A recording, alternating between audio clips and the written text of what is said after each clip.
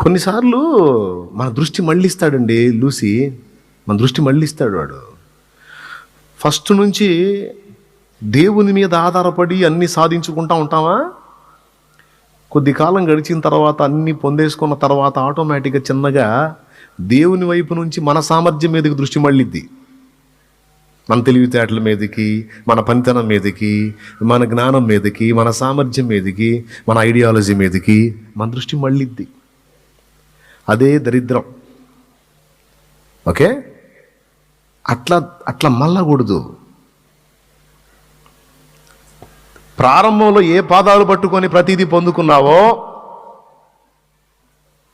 ఊపిరి పోయేంత వరకు కూడా పాదాలు వదలకూడదు. కానీ కొంత ప్రయాణం చేసిన తర్వాత ఆ మైండ్ మారిపోయి మానవ సంబంధమైనటువంటి ఆలోచనల్లోకి, ప్రయాసల్లోకి, టెన్షన్స్లోకి, ఒత్తిడిలోకి వెళ్ళిన అనుభవాలు నేను అనుభవించా. చంప మీద లాగా ఒకటి పీకినట్టు దేవుడు మాట్లాడుతున్నాడు నీతోనూ నాతోనూ కూడా. ప్రార్థన చేసుకున్నాక నాతో కూడా మాట్లాడని ఇదే, ఒరే బుజ్జాయే, నా పాదాల దగ్గరకు వచ్చి మోకాళ్ళుని ప్రతిదీ గోజాడి పొందుకొని నువ్వు ఊహనైనా ఊహించని కార్యాలు చూసావు కదరా బుజ్జాయ్.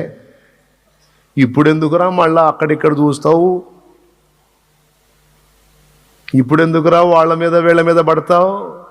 ఇప్పుడెందుకురా వాళ్ళని వీళ్ళని హడావుడి చేస్తావు? ఒరే బుజ్జాయ్ అని నాతో మాట్లాడుతున్నాడు. నీతో కూడా మాట్లాడితే స్తోత్రం. రారా నా కాళ్ళ దగ్గరికే రాయ్యా, రా నా పాదాల దగ్గరికి రారా బుజ్జాయ్. ప్రతి కార్యమును సాధించి నీకు ఇచ్చువాడును నేను. హల్లెలూయా.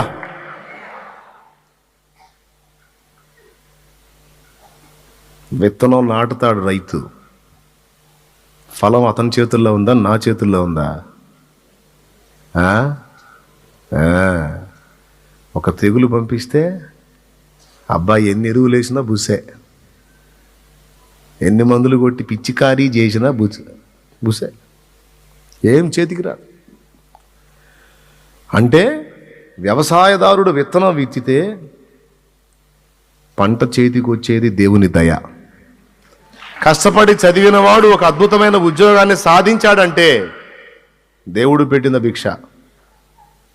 లేకపోతే గొప్ప చదువులు చదివిన వాళ్ళు చిత్తుకాయతాలు ఏరుకుంటున్న వాళ్ళు చాలామంది తెలుసు నాకు.